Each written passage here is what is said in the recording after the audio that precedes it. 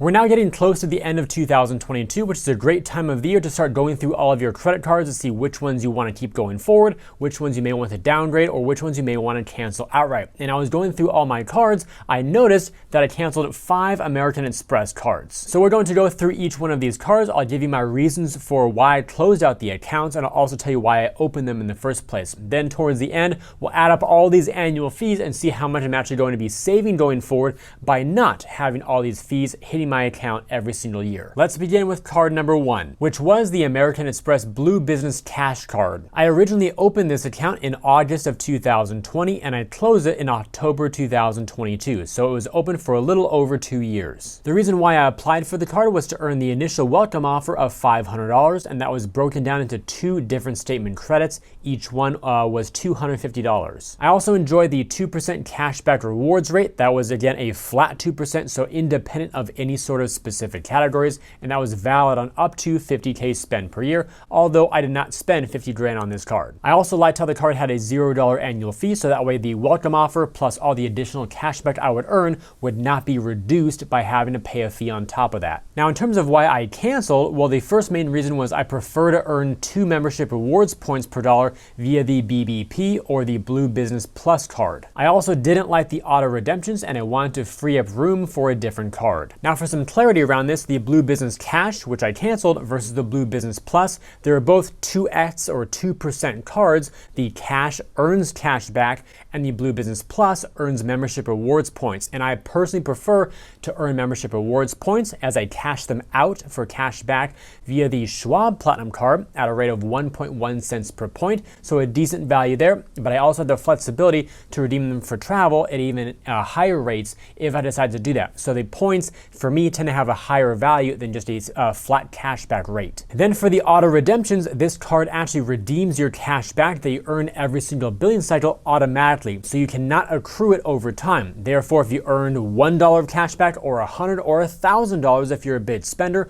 whatever you have in your current balance for the past 30 days or so, then it will automatically come to you as a statement credit and therefore reduce the amount of your bill that you have to pay. For me, that's not really my style of redeeming rewards. I like to be able to redeem whenever I want. So if I want to accumulate for a few months, a whole year or longer, or even a really short period of time and go month to month if I want to, I want to have that control of when my rewards are released to my account. And as for freeing up room for a new card, I'm currently capped at 5 credit cards with American Express total. Usually Amex sets that upper threshold of how many you can get at usually 4, 5, or 6 cards. Exceptions may exist for certain people if they're big spenders, have a long relationship, whatever the cases may be. However, I personally, when I have 5 cards and go for my 6, I will get denied. So I know my limit right now at this moment in time is 5 Amex credit card products, not counting charge cards. And since I do have the Blue Business Plus as well, it's not much of a loss for me to let this card go and free up room for whatever card I want to get in the future. The second American Express card that I closed this year was the Business Gold Card number 1. And that's because we may have a number 2 as well. Stay tuned. I originally opened this card in November 2020 and I closed it in January 2022, so I had it for a little over a year. The reason why I applied in the first place was due to the welcome offer. I don't remember what it was at the time, and also to earn 4 points per dollar on US advertising spend. The way the rewards on this card actually work is that you'll earn 4 points per dollar in your top 2 spend categories per billing cycle, and US advertising is among them. The reason why I canceled it was because I was no longer spending on advertising and I was unable to justify the $295 annual fee, especially because there were no credits to earn back some of that fee. Now, flashing back to November 2020, when I did get this card, I was with a new company at the time with a brand new job, and I was spending probably a good $2,000 a month through this card just in the advertising space of this. So I was able to earn a good 8,000 points a month pretty simply because I was reimbursed by the company for that spend as they let me put it on my own card. And flash forward to today, I'm no longer with that company and I also don't have any ad spend of my own. Therefore, the main reason for getting this card no longer holds its purpose for me, so it's really easy to let this go. Especially because unlike the personal gold card, which has a $250 annual fee, and it also offers you the ability to earn up to about $240 of credits per year through dining credits and Uber Cash, this card does not have anything like that at this time. So because it's $295 with no way to earn any credits, that's kind of, like $300 out of pocket for a card that doesn't give me much value. So say goodbye. And the reason why I called it gold card number 1 is because we have gold card number 2. This one was opened in September 2021 and closed in October 2022, so right around the 1-year mark. And the one and only reason why I applied for this card is because it had a welcome offer with no lifetime language. And by no lifetime language, I'm referring to the fact that it did not have any of the text in the offer terms that said something like that you would be ineligible if you have or have had the card in the past. Normally, American Express does not allow you to get a welcome offer on a card that you have open at the time of applying or that you've had in the past, although the look back period of how long the time can pass before you apply again might be around 3, 4, 5 years, somewhere in that time frame. So really, lifetime is really probably around 4 or 5 years,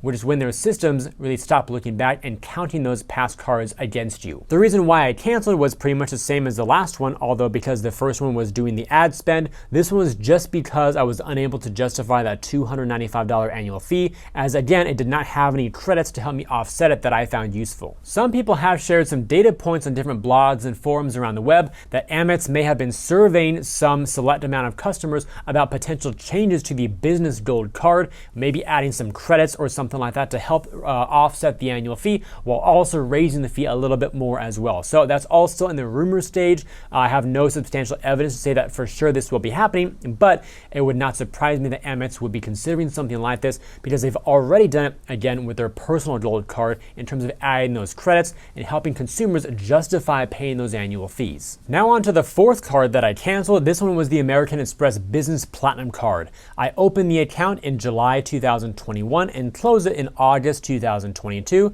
so it was about a year or so old. As for why I applied, well, initially there was a 150,000 point welcome offer, which I found a lot of value in, that was requiring to spend $15,000 in the first 3 months. I also had a lot of my ad spend with that previous company that I worked for, so of course adding that plus any other expenses that I had on my own end, that was pretty easy to meet. There were also a couple of credits that I did find some good use in back at the time, which was the $200 air incidental credit and the $200 credit for Dell purchases. But I did close out this account for a few reasons. The first of which was that I was unable to justify the new $695 annual fee.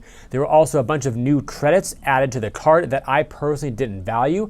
And also third, I had no further use for the Dell credits at this time. Back when I opened the card, I had a lower fee of $595 and fewer credits to manage. Now at $695 and more credits, especially the ones with Indeed and Adobe, which I would not normally use, it did not make sense for me to keep that card open. The Dell credit, however, actually went from $200 per year up to $400 per year, which is great new value. However, I'm not spending at Dell at this time.